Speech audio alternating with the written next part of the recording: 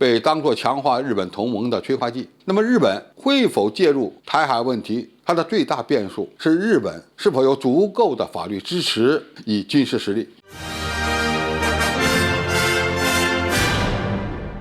观众朋友、网友朋友，大家好。美国总统拜登最近对外宣称要防卫台湾，从而引发了美国对台战略走向清晰化的猜测。日本是否会追随美国介入台海危机，也引发了广泛的关注。台湾辅仁大学日本及东亚研究中心主任何思慎则认为，台湾问题成为日本强化对美关系的一个好的题材，被当作强化日本同盟的催化剂。那么，日本会否介入台海问题？它的最大变数是日本是否有足够的法律支持以军事实力。要处理这个问题，未来还要看岸田文雄是个强势首相还是弱势首相，是走自己的路线还是遵循安倍的路线，其政权能维持多长时间，岸田政府将端出什么样的安保和外交主张，还需要我们深入观察。下决心在台海问题上挑衅中国大陆，对任何一届日本政府来讲都是一个巨大挑战。如果考虑日本与中国的经济关系，日本甚至都会变得不愿意提及台湾问题。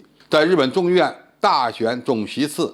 465席中，执政党自民党独得绝对安定多数的261席，这有利于巩固岸田文雄在执政党中的地位。岸田文雄有可能试图影响日本的防卫政策争论，并提高日本为应对对手威胁而获得基地精确打击能力的可能性。尽管自民党呼吁将国防开支占 GDP 的大约1%增加到2%，但是在明年的参议院选举中，防卫政策的讨论有可能被经济等问题所压倒。也就是说，日本面临的主要矛盾还是发展问题，而不是干涉台海这个作死的话题。何思慎认为，日本加入五眼联盟成为第六眼，很大程度上还是停留于纸上谈兵，很难实现。因为日本不是一个英语国家，那么它是否会介入台海问题呢？这与日本会否调整其和平宪法，以及更多的融入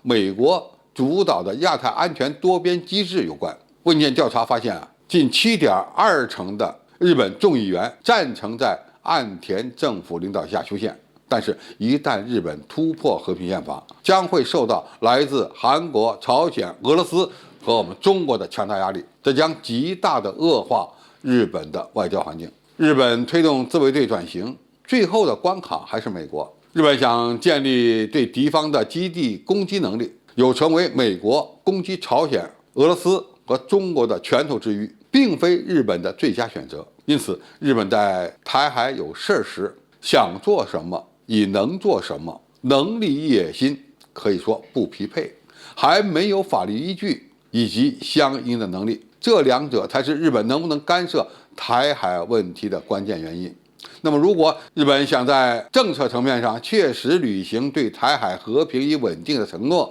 就只能求助于以美国为中心的日美台三边框架。但美国要奉行一个中国的政策时，这个机制很难发挥作用。那么，日本受限于与台湾保持基于非政府的工作关系，难以与台湾进行军事政策上的协调。虽然日本有法律和政策框架可以应对除美国以外的与其他国家的军事对抗，实际上很难单独进行这样的军事行动。就算他不考虑中国大陆实力等因素，一旦出现突发事件，美国和日本与台湾当局很难形成有效的合作。总之，短期内日本想介入台湾还是师出无名，只能看美国的眼色行事。如果美国不介入，哪怕日本对台湾的情势再怎么关心，其扮演的角色也只能停留于口头，而难以采取实际行动。何思慎指出，因为日本殖民历史和战后本省和外省人的矛盾，台湾本地人对日本常有美丽的想象，但想象是丰满的，